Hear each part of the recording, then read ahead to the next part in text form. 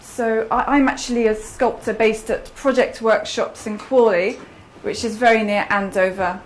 Now, I don't just work in clay for bronze and bronze resin.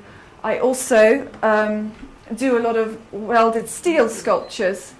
So I just want to show you just a couple of examples of my other work I've made. These were 3 Pegasus sculptures I made at the end of 2012, and they now leap out to the streets of Nottingham, very appropriately a place called Flying Horse Walk. So I wanted to get a photo of them all together before I installed them. So we got some nice shots, and now they're all 2 opposite one entrance and 1 the other side, jumping out onto the opposite street. So that was a lovely commission to have, and being mythical horses, I thought the quality of having translucent and reflective stainless steel mesh kind of gives them a magical quality. So they're translucent in the day, and they really leap out at night when they're lit up by the sun or lights. They're quite interesting.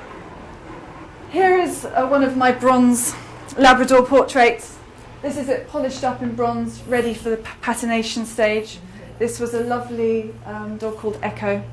I completed her for a client a couple of months ago, and this is her being coloured with a heated torch. The patina, the particular metal oxide, is burned into the bronze before it's fixed with wax. And here is me welding a leopard. I made a pair for a client, which now, one's sitting in a lovely tree, the other is sort of reaching up towards him. So I love welding, as you can tell. I like large-scale sculpture too. Here is it's a wonderful commission. This is actually a plaster cast which I've kept, but the bronze was commissioned for the British Racing Drivers Club, and it was a lovely chap called Professor Sid Watkins who changed safety in Formula One motor racing, and he sadly died a couple of Septembers ago, and they kindly gave me the honour of sculpting him. And he was an eminent brain surgeon who became friends with Bernie Ecclestone, and he was the first at the scene if any of the drivers came off and had a crash. So I thought having him in his trademark overalls, he had a ready grin, he had a great sense of humour, trademark glasses, I thought these are all things that the drivers associate with him, and they were pleased with him. An angel just a year ago was installed at Winchester University, and a lovely commission. She's 8 foot, and she welcomes people to King Alfred's campus in Winchester. So I was already beginning to make, some of these pieces show I was beginning to make bigger scale works that go outside in public setting, and this is the sort of work, since I graduated in 1997, I've always strived to be involved with such lovely projects as these. Here is just one of my 3-metre canvases of a racehorse, and the client wanted it inverted into a black background, so that's now just been delivered to a restaurant called The Jockey. Okay, another portrait. I'm going to move on to the Warhorse project now, don't worry. It's just one of my spaniel portraits there. Now we get on to the Warhorse. Now, for the last several years, I've very much been inspired by Alfred Munnings and Jack Seeley, Warrior, that story. I'd always thought I'd love to get the opportunity to sculpt them one day. I've got the, not bad really being involved with the Romsey Warhorse project, but I love Munnings' paintings. They have such vibrancy, and he painted from life there. So when I first found out about this project, which was back in 2011, and actually doing this talk here is very appropriate because this is where I first got my resource material. I met Anne James and Sarah Hargreaves, and I found out for the arts officer for Tess Valley. He knew that I made equestrian work, and he said that there was the possibility of a Warhorse piece being commissioned in Romsey at the time. The budget and exactly what was required wasn't known, but I was so keen to be involved in such a project, so I came and started doing my research then. That's nearly 3 years ago. So I always was thinking I was originally thinking officer and his horse. Here is one of his, he didn't sculpt so much, but you can see the anatomy of the horse. He knows it so well. I mean, that's a beautiful sculpture. Even in silhouette, you can see he knows horses inside out. This is one of the charging scenes. I actually think it was Boer War, actually. Here are some images, horses being, I think, coming off the trains before being walked to Romsey. And I believe every day they used to be walked through the streets, Romsey High Street. So I remember one of the fundraisers I've been to, one lady was telling me that her grandmother used to sit on the cliff tops at Swaithing and see the horses get loaded up onto the boats every day. And Phoebe Merrick, who's a local historian, was telling me that in the first 12 days after Britain became involved in the Great War, 140,000 horses were apparently rounded up in those 12 days. Incredible. And as probably a lot of you know, 120,000 horses actually went through and were trained and went to France from the Romsey Remount Depot. This was one of my early sketches. My very first, funnily enough, is actually this one here. And some of you may be familiar with my Romsey Warhorse sketch. But Paul didn't actually have that on file, so I will forgive him. A similar concept. What I saw was, when I was doing my research, I saw a lovely Lionel Edwards sketch called Pals, and it showed a trooper and his horse. And it was a close-up of their heads, but it just showed a companionable affection between them. And so I was sort of, at the time I wasn't sure whether it would be a freestanding sculpture, whether it might be a wall frieze, or whether it might be a mural or a bench. So I was actually sketching out lots of different ideas at the time. Funnily enough, I would come back to that original concept of the trooper with his horse. Here's me, some of my doing some sketches and lots of resource material. I always sort of, when preparing for sculpture, you want to be doing lots of drawing, you want to have a lot of images around you, having the backstories from people that were there, having old reference photographs, obviously from 100 years ago, essential. I just surrounded myself with it. And it was actually last March when the new arts officer for Test Valley, Alex, actually approached me and said, "Amy, do you know about this Warhorse project?" And I said, "Funnily enough, I do." And she actually asked for formal applications from sculptors. So I'm not sure how many other sculptors there were, but I was given the amazing news last March that I got the job. So that was a very special day. Of course, all the hard work was to come, but still, that was incredible. So I'm doing my research now.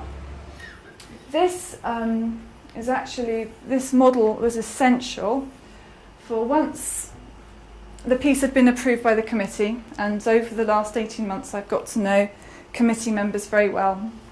And when I first started working with the clay, I was sending images showing the progress of it, and I had their feedback, and it was approved at a meeting in Romsey, and they said, yes, go ahead.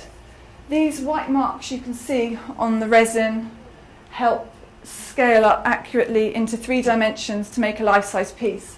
You can see this grid at the bottom. It's essential to have a central grid, and you can go up. You work out a scale. So I divided, I worked out, so it's a 16:1 horse. I can't remember how many centimetres that is, but I worked out the height of the horse and divided it by the height of my maquette. And then I had my ratio so that I could accurately work out, make sure every dimension was accurate to make it in 3D. And you'd use plumb lines and measuring tools from a stand, so you can go in there and get the accurate measurements from 3 dimensions. So you basically, we haven't got an image, but on a base, hundreds of measurements are worked out on a plan, so you can work out where different points are of the horse, and it's made out of scaffolding poles, welded steel, 2 layers of mesh, because this has to be able to carry the weight of a ton or more of clay. So you need to have a structure that is incredibly safe another angle. These spots show the lines actually of the scaffolding poles going through the centre of the life-size clay horse, and vertical ones, there are 2 there. And when you see later photographs of my life-size clay, you see the 2 main poles going up into the horse, and you can see that. So we were able to accurately get the measurements for the big piece. Here is one of my limited edition bronzes. I've got one here, being patinated. It's having ferric, a type of metal oxide, burned into it. So over a couple of hours, you can actually put the patina or the colour onto a bronze before the colour is fixed with a wax. And depending on the shade you want, you either apply the wax hot or cold onto a hot sculpture, or when it's cooled down. Okay, we're jumping a little bit. Part of the fundraising, or just actually through being involved with this project, it was lovely to be invited to have my work at a really wonderful Warhorse exhibition in Lymington, which is actually, funnily enough, where I met Paul, and he said, he'd like to be involved in recording the project. And at the opening of this wonderful exhibition, The Warhorse Story, Michael Morpurgo was there, and unbelievably, then they brought in Joey the Warhorse puppet. So that was a very special day, and he came and saw my sculpture and became aware of the project. And there are just some stunning paintings there. Lucy Kemp Welsh, and I didn't realise how huge her original paintings are. I've got one of her books here, but incredible war artist, and she actually focused on sort of the heavier horses and perhaps the subject matter that you wouldn't normally gravitate to. Also, she showed the women who were training the horses at the remount depots, and women riding astride, and that was all quite new too. And you can see one of her paintings behind. But Michael was talking to the pupils, the school children who'd been involved in projects related to the Warhorse Story, and he was very entertaining and a very nice man. Here we are, just a little close up. Joey came and saw my bronze and gave it a sniff, and I said hello. And that was a very special day. And Sarah came and joined me then. And there we are, another one. Slightly flushed, as I probably am today. Okay, here is the armature, and you can see it's pretty strong. And you've got the steel through here. You've got the keys on the hand of the trooper. If it was just a straight piece of steel on its own, then clay could easily fall off it. Whereas if you sort of go round with armature wire on the legs of the horse, we actually welded screws down the legs, staggered, so the clay can key to the structure as you're applying it. If it was just literally straight steel, it can just slip off. And we sort of measured it so that there would be roughly 2 inches of clay that could go all over the piece. And there is, yeah, you can kind of see the shape of the horse. It's a little bit rough and ready. So here I am. This was probably the end of March, and I'm ready to get on with the clay work, which is obviously the opportunity to make a life-size horse in clay. Wow, it's brilliant. So what we did was I got bags of clay, lots of them ready to go, cheese wire, 2-inch thick slabs, pre-cut them, lots and lots of them, because you want to cover the whole piece quite quickly. Very physical. I actually injured my fingers doing it because it's quite heavy work. Yeah, here's a nice arty silhouette of it. And you know that the head is not designed to follow the anatomy of the horse. It's just to provide a nice solid structure for you to put the clay on. Here I am beginning to pop the clay on, and the neck of the trooper, it's rod that I can move because he's a bit stiff and upright, and so I was in a position when I started working on the life-size piece I could actually make little adjustments. What I found with my maquette is the horse's hind leg that's taking the weight was too far that way. On this life-size piece I moved it more under him, which is more correct to how horses stand. So I wanted to get the cross between it being anatomically correct, but at the same time I wanted it to flow as a sculpture. So I didn't obsessively do an exact portrait of a horse. I had a few models. You'll see some pictures of them when you walk around. But I also wanted it to be an intuitive piece of work. I have been lucky enough to have been around horses all my life, and so working in life size felt natural to me. It's almost like you're grooming them, so you know where the muscles are. It was lovely. When I actually started putting the clay on, I didn't measure for my maquette. I just kind of found I was instinctively making it. And as I was making it also, I didn't want it all to be polished and super smooth. I wanted to have texture and life. I wanted it to have areas that are very highly worked and areas that are looser. Because sometimes when you have a finished bronze or bronze resin, you've got a dark patina on. Sometimes if it's very smooth, it can sometimes flatten a sculpture.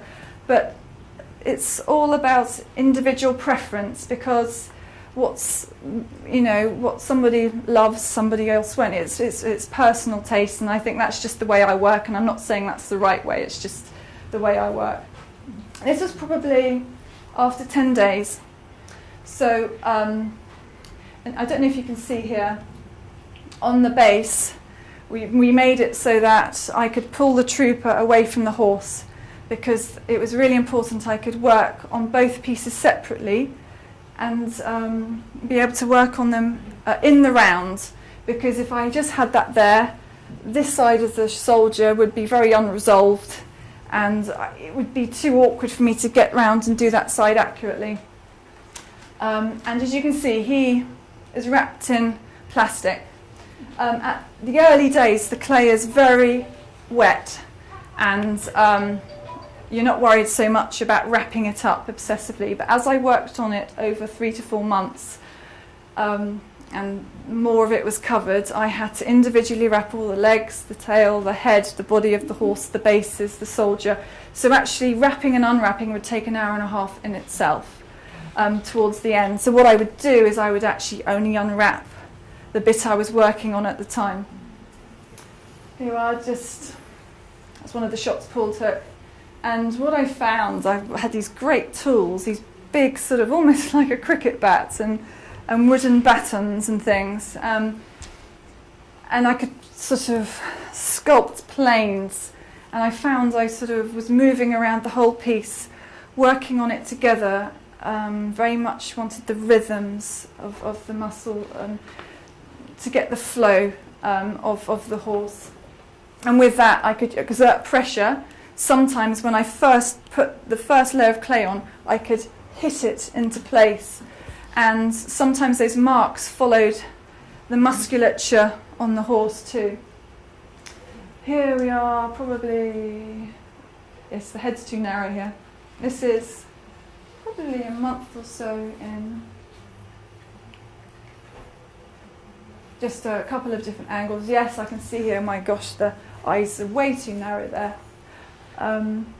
It was very nice because a few months or 2.5 months ago, Meridian TV came and just filmed me working on it, and I saw it the other day, and the head was too narrow, and it's such a shame. But it's all a process, and what I find is you work on it intensively, and then I would go away for a few days and do work on another commission and come back to it, and then you can see it with fresh eyes, and then you think, oh gosh, that's wrong. And I go away and I would check measurements. So luckily there was a livery yard near to me, so I could go and check horses, and I could see, yes, the eyes, I need to really broaden the horse's head. Yes, this was just a shot from above, and I could kind of I wanted the horse to sort of just be, they sort of reflect, they're both resting their legs, the horse is just curving towards the soldier quite naturally. My initial sketch showed, similarly to the Lionel Edwards drawing, showed the trooper with his hands on the horse's nose, or head. And when I was sort of made this, I actually thought it was nice, circular composition here, nice for you to see the elegant silhouette of the horse's head on its own. And I also decided there are lots of ovals and circles, so therefore I thought an oval base would be more in keeping as well. And just being able to see a sculpture from lots of different angles can also help inform you of what needs to be changed or moved. Yeah, the trooper is much more resolved here. Horse's head way too narrow. But what I found with my scale model, the trooper's quite smiley. He's obviously very affectionate towards his horse. A maquette is basically a working model, and I was pleased with the harmony between them, but you want to develop it in the life-size piece, because something that's a millimetre or an inch on small scale is going to look very different life-size. And as I was making it, I thought it would be more poignant if the trooper was younger, so I found a fantastic 17-year-old model who works for an organisation called the Khaki Chums, and they actually are historians that live as soldiers. 98% of the time, so it was downtime. Soldiers were just having to exist in the trenches. There was only 2% of fighting. So I was very lucky through the course of this project. I've had organisations and groups of people that have helped me get the right tack. I was loaned an appropriate saddle and bridle. I was loaned a tunic, the hat, and the troopers' breeches. This lad, Alex, came, and we had the puttees put on correctly and the boots, so I could make sure that I got the uniform correct. Because obviously I want to respect historical detail without also losing artistic integrity. So I wanted to get the combination of the two.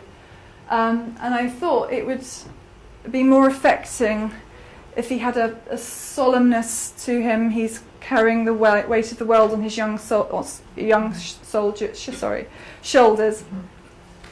I want to suggest that they've survived warfare together. His broken arm, which is yet to be put into a sling. When I made the pieces, I made the horse without the tack first, and with him, I made him nude before I clothed him, because I wanted it to sit correctly on him. So I made the arm, and then I put the sling over the top of that. So he's got the affection towards the horse, but his eyes, I wanted to show that sadness of what he's seen. This was one of the first images I took of Alex, but at the time they only had infantry trousers. So these are not the breeches of the time. So I got them, and the hat was not quite, it was I think 20 years later or something. So he came back again to my studio, and we got it absolutely spot on. And we had the bandolier around him, but obviously with a broken arm that would have been taken off to put the field sling on. That's just a close-up of his head there. I always think with sculpture it's even better when you hopefully when you see it in life, because sometimes cameras change things, but that's quite nice. It just shows hopefully some of the texture there, areas that are highly modelled, and some also you can see some of my mark making. Here, this is probably 7-8 weeks in, and I badly in Photoshop just put ears on him, because when I first started sculpting the horse there were no ears and he looked so angry, so I just wanted to soften him, but actually those ears need to be higher up, and I actually built up the back of the horse's skull and the top of the neck. I actually added a lot more after this. This was in May. I had an exhibition. I was really lucky to be able to work in this amazing grain store. Now it's full of grain. I got it out of there just in time. It's being moulded to the side of the grain store right now, as we speak. So this is May, so working into more detail now. And we actually had, where I'm based, I've got a studio with other creative businesses. There are 15 businesses, and twice a year we have exhibitions. And this was one in May, and the owner decided it'd be lovely to have an exhibition in this space. So it was all cleaned up. When I first started the sculpture, it was full of hay and full of farm machinery. and we cleared it out, and it made a lovely exhibition space. So people came to come and see me work on that. Here it is. This was a couple of weeks ago. Literally the day straight after this was taken, I had to get it out of the grain store because literally a tractor was coming with a lorry load of hay. So I was racing against the clock just to get some more photos. And you can see here are the main scaffolding poles going up the horse. There were 2 along here. And it really is belts and braces, good strong internal structure. That piece is coming up to support the trooper. That can come away for me to work on them separately. And I've taken, what I did was for photos, not included in this batch I don't think. What I did was I put on the real period reins and the picket rope and put clay slip over them so it looked like modelled clay. Took the photos, but for when you mould something like this, you can't mould the loose bits like the reins and the bits and the rope. That I will with the casting studio, we will hand make the reins and the bits and the loose bit of picket rope afterwards with reinforced steel and the final material. So I've taken those off here. Makes moulding a lot easier. This is me doing a blue steel look or something. I think I was very tired, but anyway, there we are. That's just to show the scale there. And because when I wrap the sculpture up at night, I tended to leave the same side and there was sun coming through. So photosynthesis was happening and you could see sort of a bit of green mould appearing on this side. Here you can see some of I sort of hand modelled the saddle and the bridle and the girth. And I wanted to get that balance between things being the right size but also being sculpted. It's a sculpture, it's not just a mould of a saddle and bridle. I wanted it to have life. I want to suggest the horse is a bit lean. And with clay you can get some really nice textures. And so I had aluminium armature wire. So if I didn't have that, the stirrups wouldn't hold their shape. So going through this, because you've got the loop of the stirrup leathers here, I've got steel going through so the clay can kind of key to it. And I also wanted to suggest the folded blankets.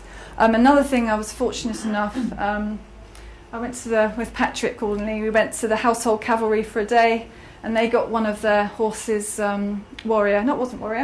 warlord, dressed up in the gear. So as well as my models that I got photographs of, they got me the correct period blanket and folded it up for me. So I wanted to make sure those details were hopefully pretty close. Here, some of you probably came to the exhibition. Ranville's farm, which is on Pauncefort Hill. Actually, shame I haven't got the photos here today, but there's a photo showing some of the remount soldiers in front of some stables from 100 years ago, and it's this building. And across the other side of the courtyard, I had an exhibition there last month, and it was a really beautiful weekend and well attended. And some of you I think came, were able to see. We created this life-size mobile. Here is one panel here. So Nick Hatchley, who's got a local graphics business, and this is actually my clay from, not quite finished here, but it's enough for you to kind of begin to see the scale of it. And there are actually 4 panels, but we've got one in here for you to see the scale there. Here we are. There it is in there. I love beautiful old barn. And this was one of my models, Chips, and he was looking a lot leaner when I first got my measurements because he was super fit over the winter. It was lovely. Paul's actually filmed him meeting the clay, and he's very relaxed here, but in the first couple of minutes we were sort of snorting and up in the air and I thought, what's that? But it's quite a nice sort of reflective image here, and it's nice to get them together. And I did actually work more on this. There were some things wrong with the fetlocks and the legs, and I still did further adjustments after these photos were taken. Here's another one. Lovely, isn't he beautiful? And we thought it would go one of two ways, because he's either calm as anything, but when he flips, he flips. And when we got to the point after 15 minutes, he nudged and missed my clay by that much, and we thought, time to go. Or if it had been a couple of centimetres left, I'd be doing a lot of reparation work. This is one of Paul's photos, and he is actually the same size, but he's slightly in the foreground, and it makes him look monumental and magnificent. But it was just lovely to have that day where he came along. And he's got the saddle that's loaned to me there. Another one there. Yeah, lovely boy. And as you noticed, I've modelled the horse without mane, forelock, and a cropped tail. I slightly tapered the tail so it aesthetically looks a bit nicer, but it wouldn't have been correct for me to have flowing mane and tail for this piece. Now, right now, the horse and trooper, the moulding's happening. And here, the other side was moulded on Monday. The first layer is polyurethane rubber, which is accurately will get the detail from my clay, so there'll be a negative impression of my horse and soldier. And around the edge, you've got these keys, which sort of male and female, so two halves can key in together. You get no warpage in the mould, so you're going to get a really accurate impression of my clay. So you can see where this is actually the polyurethane rubber there, where the clay wall has been taken away, because what you have to do, and I'll show you a photo in a minute, I think, which has got my trooper with the clay wall around it. So this is basically moulded in two main sections. The horse and the soldier is being moulded, the two main halves, and you get the individual undercuts too, those awkward places between the legs and the hind legs. You have to have two more moulds there too. But here you can actually see some of the textures as well, and we had to remove the bit there. And this is another one showing Andrew putting in the key points, and there are so many just to make sure it's a really good join. Also along these walls on the edge, extra thick polyurethane rubber is put on to give it more strength around the outside. And as you can see, what I did was I just made the reins and the picket rope up to the point where they came loose from the horse. And this was yesterday. So the other side has got two layers of the rubber on it. This side was left with the plastic wrapped until they were ready to make the mould on this side, pour the rubber on this side. And just before they apply this not pretty looking stuff, they spray with this special wax, which actually means it will come away successfully from the clay. And by the end of this week, both the soldier and the horse will be completely covered in these rubber jackets, reinforced with a resin jacket which is solid around the outside, and they're just left for a week. And because it's a vacuum, the clay is not going to dry anymore, and the polyurethane can go off properly and be really strong. They don't want to rush taking it off if it hasn't quite set. And this is one of Paul's images. You can just see all the seam work here. And the other leg is still wrapped up in. They've literally just sprayed, you can't really see, they've just sprayed the wax on, ready to put the first layer of liquid rubber on. And the other side of the horse is all wrapped up in plastic, ready for the following day. And what they did was they've also moulded this side of the base all in one go too. And here is the head, and it's got the first layer of this. Polyurethane is a clear rubber, and so they can actually see, make sure that every nook and cranny has got, has been covered. And what they do in the first layer, if there are any bits that are missed, they don't push it in because you can actually damage the surface of the clay. So what they do is they wait for that first layer to go hard, which is safe enough after an hour or an hour and a half, put the second layer on, and then the previous layer has actually hardened around the clay, so then they can get in with the rest to make sure every nook and cranny is moulded. And they actually, you see them blowing it into the caps. And here's this morning, just before I came here, now the trooper. These are the clay walls, about so thick, and every several inches there is a metal support pushed through into the soldier to make sure it's really secure. So that's being done. It will have its first layer of rubber on now. I'll go back later after this talk and take more photos. And this was taken a while ago, but this is roughly the position where the horse will be in the memorial park. And they will be facing and honouring the existing memorial that's in the park.